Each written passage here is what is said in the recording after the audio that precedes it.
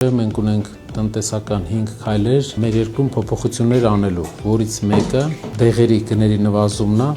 ու ընդհանուր բուժապահովության ծախսերի նվազումն է։ Ամեն ինչն աղետալի, ամեն ինչի հիմնովին քանդած առողջապահության համակարգում, բայց ոչ մի բան այդքան քանդված չի, ոնց որ մասնագիտությունը։ Փակվում են բոլոր հիվանդանոցների բաժանմունքները, պաթոլոգիայի բաժանմունքները եւ կենտրոնացնում են, ինչ ունեն պետական հովանավորչություն։ Համակարգ որպես այդպիսի Հայաստանում ազգային առողջության պահպանման համակարգ չկա, որից չի ունեցել։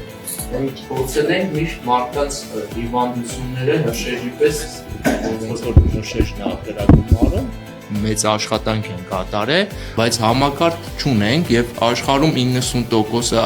ազգի առողջության կախված է համակարգից 10%-ը նոր մասնագետներ։ Ամենակարևորը մենք առողջ ազգաբնակություն ունենալու պարագայում հարուստ ու ուժեղ պետություն կունենանք։ Իհարկե ողջավորված են, իհարկե 65%-ի մոտ առողջապահական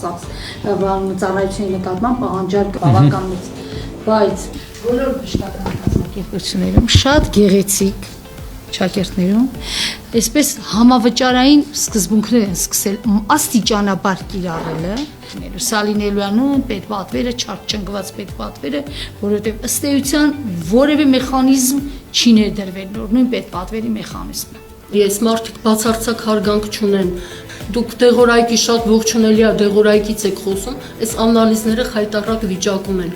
Մեր համար կարևոր է ներկայացնել այն ծրագիրը, որ ունենք դեղերի գծով, դա հարության համար է, այսինքն հարությունը ինչ կշահի դրանից։ Իսկ բժշկական ընդհանուր հանրույթի համար ու առողջապահական համակարգի համար հիմնական ռեֆորմը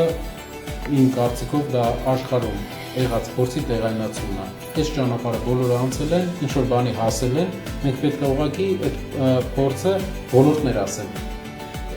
Եթե տնտեսության մի ոլորտում ուզում ես մի ուղղություն ձևավորես, դու բերում ես միջազգային մասնագետի, ով տեղայնացնում է դա մասնագետներին պատրաստում գնում է,